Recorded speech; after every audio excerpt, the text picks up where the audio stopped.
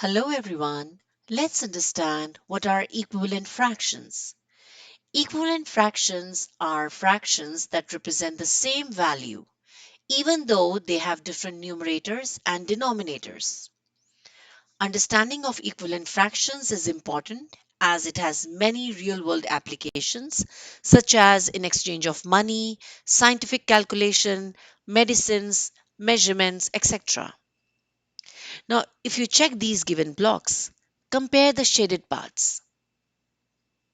They are exactly the same size. Look at the first block. The fraction is 1/3 since one part is shaded out of 3. For the second block, two parts are shaded, so the fraction is 2/6. For the third one, three parts are shaded out of 9, so fraction is 3/9. And for the last block, four parts are shaded out of 12, so the fraction is 4/12. Now, even though they have different numerators and denominators, they represent the same value since the shaded parts are exactly the same in size. So I can say 1/3 is equivalent to 2/6 is equivalent to 3/9 is equivalent to 4/12. Now let's understand how to create equivalent fractions. Look at the first pair of circles. One part is shaded out of 3 for the first one, so I can say the fraction is 1/3. To create an equivalent fraction for the second circle, I saw that the circle is divided into 9 equal parts. To make it equivalent to the first one, I need to shade 3 parts out of 9. So this fraction is 3/9. For the second one, the circle is divided into 12 parts, so the fraction is 3/12. And to make the second circle equivalent to the first one, I need to shade the same part. So I have to shade one part out of 4. So the fraction is 1/4. For this one, the fraction is 2 out of 3, as two parts are shaded out of 3. And to make it equivalent to the second one, the circle is divided into 12 parts. So I need to shade 8 parts out of 12. So 1, 2, 3, 4, I'm going to leave as is. And I have to shade the remaining 8 parts. So if you check, the shaded size is exactly the same. So they are equivalent fractions. If you want, you can pause the video and try the next two. All right. For this circle, the circle is divided into 12 equal parts, out of which 9 are shaded. So the fraction is 9/12. And to make the second circle equivalent to the first one, I have to shade the same size of the circle. So I shaded 3 out of 4 parts. 9/12 is equivalent to 3/4. For number 5, 5 parts are shaded out of 10. And to make the circle equivalent to the first one, I need to shade 1/2. So 1/2 is shaded. Now let's understand how to create equivalent fractions algebraically.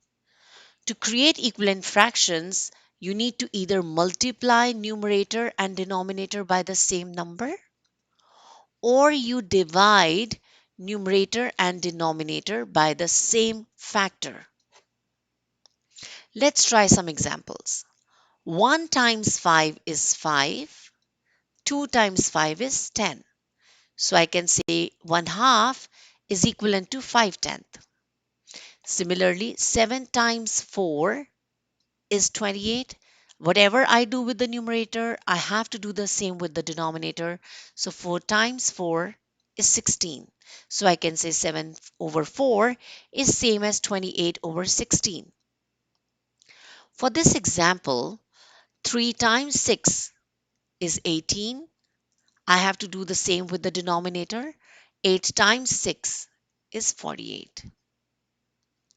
For this one, 7 times 5 is 35. Do the same with denominator. 9 times 5 is 45.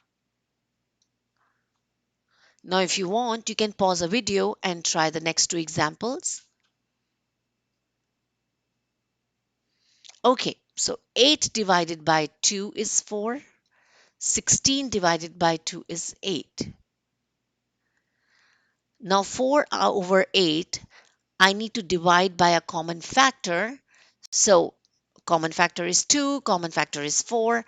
Let's take 4. 4 divided by 4 is 1. Whatever I do with numerator, I have to do the same with denominator. 8 divided by 4 is 2. So I can say 8 over 16 is equivalent to 4 over 8 is equivalent to 1 half. Look at this example. 22 times how much is 66? 22 times 3 is 66. Do the same with numerator. 11 times 3 is 33. Now, I have to think of a common factor between 11 and 22, and that is 11. 11 divided by 11 is 1. 22 divided by 11 is 2. So I can say 11 over 22 is equivalent to 33 over 66 is equivalent to 1 half. So I can either multiply numerator and denominator by the same number or divide numerator and denominator by the same factor. Alright, let's do a little more practice on creating equivalent fractions by completing them. 10 times how much is 90? 10 times 9 is 90. So whatever I do with denominator, I have to do the same with numerator. 5 times 9 is 45. So 5 over 10 is same as 45 over 90. Similarly, 4 times 5 is 20. 2 times 5 is 10. So 2/4 is same as 10 over 20. 7 times 4 is 28. 3 times 4 is 12. The next one is, so 3 times, I can say 3 times 5 is 15. 8 times 5 is 40. So 40 over 15 is same as 8 over 3. 2 times 20 is 40. 9 times 20 is 180. I can even use division. Let's try division now. 30 divided by 5 is 6. So 45 divided by 5 is 9. 6 over 9 is same as 30 over 45. Now if you want to practice, you can pause the video and try the next three yourself. Alright, now let's try this one. 9 times 3 is 27. So 7 times 3 is 21. 39, I can use division. Divided by 3 is 13. So 12 divided by 3 will be 4. So I can say that 39 over 12 is same as 13 over 4. Similarly, 3 times 9 is 27. 10 times 9 is 90. Alright, so now let's create some equivalent fractions. Let's look at the first number, 6 over 10. So if you realize both the numbers are even numbers, so they have a common factor, that is 2. By the word factor, I mean that a number that divides another number evenly with no remainder. So if I divide 6 by 2, I will get 3 and no remainder. If I divide 10 by 2, I will get 5 with no remainder. They do not have any more common factor. So now I can multiply 6 over 10 by, let's say, 2 and 2. I will get 12 over 20. I can multiply 6 over 10 by 3 and 3. I will get 18 over 30. So I can say 6 over 10 is equivalent to 3 over 5, 12 over 20, and 18 over 30. Similarly, 2 and 8 have a common factor, which is 2. So if I divide 2 by 2, I'll get 1. And if I divide 8 by 2, I will get 4. There is no more common factors, so I can multiply 2 and 8 by any number. Let's multiply 2 over 8 by 2 and 2. I will get 4 over 16.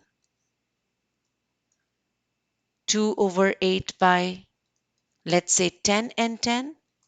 I will get 20 over 80. So I can say 2 over 8 is equivalent to 1 over 4, 4 over 16, 20 over 80. Now let's try the next one. 5 over 6.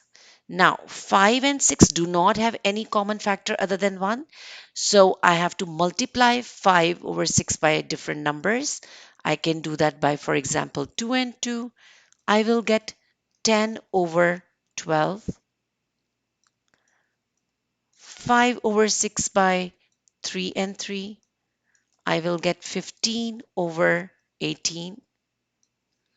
I can do 5 over 6 by 10 and 10.